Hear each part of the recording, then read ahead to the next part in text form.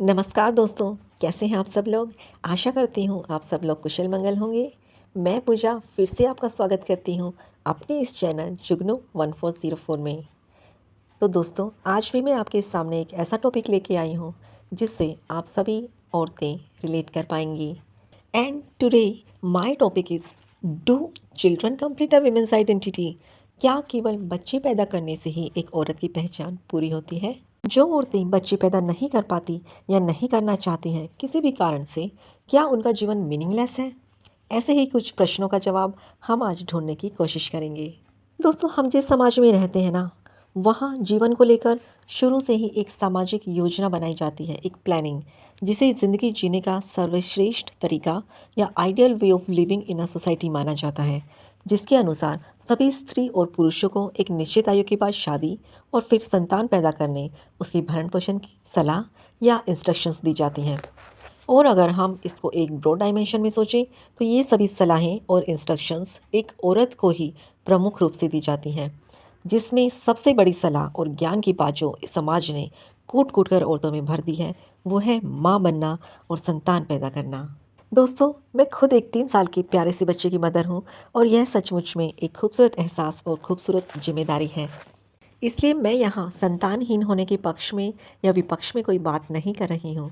मेरा कहना सिर्फ ये है कि अगर मैं एक माँ ना बनने का डिसीजन लेती तो, या किसी कारणवश मैं एक मदर ना बन पाती तो भी क्या ये समाज मुझे ऐसे ही प्यार और इज्जत के साथ एक्सेप्ट करता जैसा कि अब किए हुए हैं? जवाब आप सब लोग अच्छे से जानते हैं, और जवाब ये है कि बिल्कुल नहीं। एक शादीशुदा औरत बिना संतान के अगर इस समाज में रह रही है तो वह एक अलग ही वर्ग में रह रही होती है, जिस वर्ग को आप निसंतान वर्ग भी कह सकते हैं। समाज में औरतों के लिए माँ ना बनने का कोई ऑप्शन है ही नहीं। अगर उसने शादी की है तो उसको माँ बनना ही बनना है, वरना परिवार, दोस्तों से लेकर इस पूरे समाज के लिए वो एक अधूरा इंसान हो जाती है। दोस्तों, समाज में एक ऐसा वर्ग भी है औरतों का जो मदर्स बनना चाहती हैं स्वेच्छा से, पर किसी न किसी कारण के तहत या मेडिकली अनफिट होने की वजह से वो ज़िंदगी भर अपनी ये इच्छा पूरी नहीं कर पाती हैं। तो ये सोसाइटी उनके साथ कितना दोगुला व्यवहार करती है, आप सब ये जानते ही होंगे। उनको मदर ना बनने का दुख शायद इतना ना रुलाए जितना इस समाज का शोषण उन्हें हर दिन रुलाता है। परिवार से लेकर समाज का हर इंसान उन्हें हर पल यही एहसास दिलाता है कि उनकी ज़िंदगी में बहुत बड़ा अधूरापन है। समाज के ऐसे व्यवहार के चलते जो औरतें मदर्स नहीं बन पाई हैं या नहीं बनना चाहती हैं, वो हमेशा शर्माई सी, घबराई या कटी कटी रहना शुरू कर देती हैं, क्योंकि वो अपने आप को डिसरिस्पेक्टेड फील कर रही होती हैं। दोस्तों, अब बात करते हैं समाज का ऐसा व्यवहार कितना सही है, कितना गलत है। मेरी इस सोसाइटी से कुछ प्रश्न हैं। नंबर 1, क्या कोई भी स्त्री अपनी स्त्री के रूप में ही संपूर्ण पहचान नहीं रखती है, जबकि भगवान ने उसे भी अन्य लोगों की तरह एक व्यक्ति, एक इंसान बनाकर भेजा है? उसका माँ बनने या ना बनने से क्या संबंध है? नंबर 2, क्या केवल बच्चे को जन्म देना ही यह तय करता है कि उस स्त्री में कितनी दया, मोह या ममता की भावनाएं हैं? नंबर 3, क्या एक औरत का माँ ना बनने का डिसीजन बहुत बड़ी गलती या गुनाह है?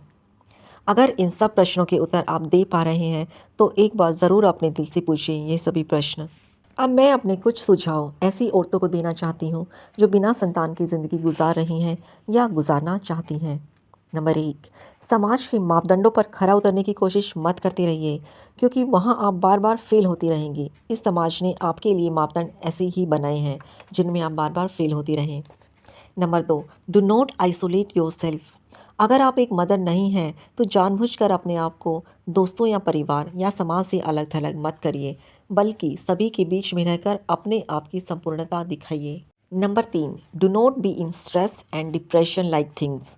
जैसा कि हम सभी जानते हैं, men and women both are equal and God didn't differentiated between us. तो हम अपने आप को बेवजह क्यों क्यों सामाजिक भेदभाव से परेशान होकर अवसाद की स्थिति में आए? नंबर 4, खूब खुश रहिए। अगर आप कोई जॉब या कोई काम करती हैं तो उसमें पूरा ध्यान लगाइए। बेफालतू के सामाजिक या पारिवारिक तानों से अपने गोल से डिस्ट्रैक्ट मत होइए।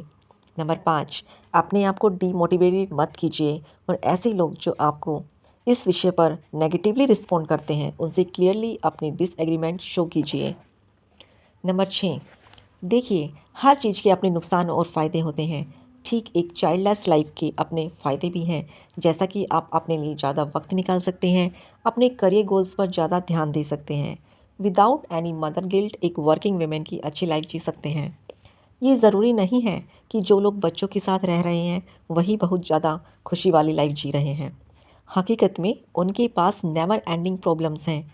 जी हाँ फ्रेंड्स, लाइफ ख़त्म हो जाती है पर उनकी दिक्कतें नहीं।